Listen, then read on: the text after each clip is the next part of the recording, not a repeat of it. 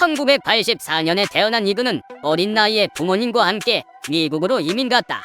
미국 생활이 호락호락하지 않았던 이그는 인종차별, 학교 폭력 등 온갖 수모를 겪으며 성장했다고 한다. 학교에서 괴롭힘을 당해 싸움이 벌어지면 학교 측에서는 이근에게 너 정신적으로 문제 있는 거 아니냐며 심리적 문제나 고민이 있는 사람에게 실시하는 상담 활동인 카운슬링을 받게 했다고 했다.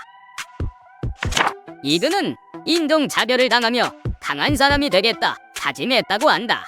그래서 자녀를 찾던 중 네이비씨를 접하게 되며 마침 6살부터 수영을 해왔던 이근은 실력이 매우 뛰어났는데 이런 장점을 살리며 강한 사람이 될 수 있는 미군 네이비실 특수부대에 들어가는 것을 꿈으로 삼았다고 한다. 그러나 이근의 아버지는 이근이 한국에서 군 생활을 하길 바랐기 때문에 이근은 한국의 네이비실에 해당되는 해군 특수전전단에 지원했고 2007년 대한민국 해군 사관후보생 102기로 입대한 후 2014년에 해군 특수전전단 대위로 전역했다고 한다. 당시 이근은 미국 영주권자였기 때문에 미국 영주권 유지를 위해서는 6개월에 한 번씩 미국을 방문해야 했지만 당시 병역법상 재외국민에게 해외 영주권을 유지할 수 있게 해주는 제도가 없어 미국 영주권을 포기하고 입대했다고 한다. 이근은 전역 후 종종 방송에도 출연했는데 EBS 두뇌게임, 세계견물록, 아틀라스, BBC 방송의 스페셜 포스, 디스커버리 채널의 퍼스트맨 아웃, MBC 두니아 등 방송에 출연하며 오지에서 활용하는 생존 기술을 선보였다. 이근은 대한민국 최초로 설립된 민간 군사기업 무사트 전무이사로 근무하며 UDT 출신 동료들과 함께 회사를 이끌었다. 이후 무사트는 피지컬 갤러리에서 제작한 가짜 사나이 프로그램에 참여하며 이근도 함께 가짜 사나이에 출연해 프로그램 교관 교육대장으로 출연하며 큰 인기를 얻었다. 이근은 가짜 사나이에 출연해 많은 어록을 남겼다. 너 인성에 문제 있어? 머리부터 발끝까지 반으로 X일 거야 등 수많은 어록과 유행어를 남겼으며 가짜 사나이에 출연한 공혁준에게 입냄새 공격을 받기도 했다. 이러한 이근의 말과 행동은 가짜 사나이 프로그램이 화제가 되는데 이바지했다.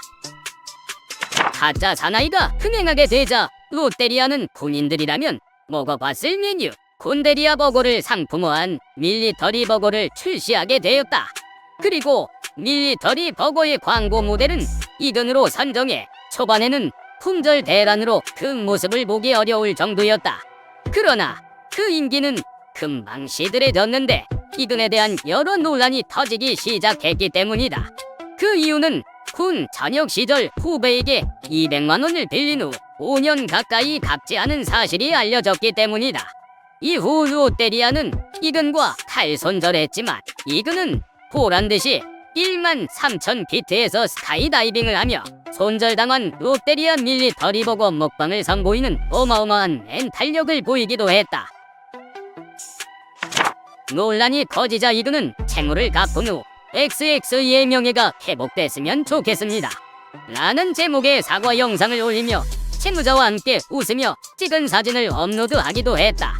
본인의 명예도 아니고 뭔가 좀 이상한 느낌적인 느낌이 드는 것 같다. 나만 그런가? 이 문제가 얼마 지나지 않아 이근은 성추행 관련된 논란이 불기 시작했다. 김용무 기자가 이근이 2017년에 성추행으로 재판을 받았으며 유죄 판정을 받아 벌금을 낸 사실에 대해 폭로했기 때문이다. 그러나 이근은 성추행 처벌은 받았지만 어떤 성추행도 하지 않았다 라는 해명을 했는데 정확한 건 그들만이 알고 있겠지. 여러 논란이 끊이질 않지만 이근은 본인의 길을 계속 걸었다. 그러던 중 우크라이나 전쟁이 터지며 이근은 우크라이나 참전을 위해 대한민국 정부의 허가 없이 우크라이나에 입국했다. 이후 이근이 전쟁 참여 중 사망했다는 소문이 돌기도 했지만 보란듯이 인스타에 사진을 업로드하며 생존 신고를 했고 참전 중에 기록된 영상이 업로드되며 다시 한번 화제가 되기도 했다. 이후 이그는 참전 중 양쪽 무릎 십자인대가 모두 찢어져 귀국했다. 최근 이그는 유튜버 구제혁과의 대결로 또 다른 논란이 불거지고 있다. 주기적으로 이근에 대한 영상을 업로드했던 구제혁에 대하여 본인 유튜브 채널 커뮤니티에 구제혁의 외모 비하, 구제혁의 모친을 언급하는 등 수위 높은 내용의 글을 업로드했기 때문이다. 이에 대해 구제혁은 얼굴을 보고 직접 사과를 받아야겠다. 당신이 찾아오지 않으면 내가 당신을 찾아가겠다. 방구석에서 패드립치는 우저 잡으러 갑니다.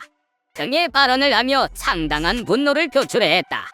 양측의 기싸움이 극에 달한 상황에서 우크라이나 전쟁 참전으로 여권법 위반에 대해 기자를 통한 사과 및 인터뷰를 하는 자리에 유튜버 구제혁이 나타나 이근 앞에 섰다.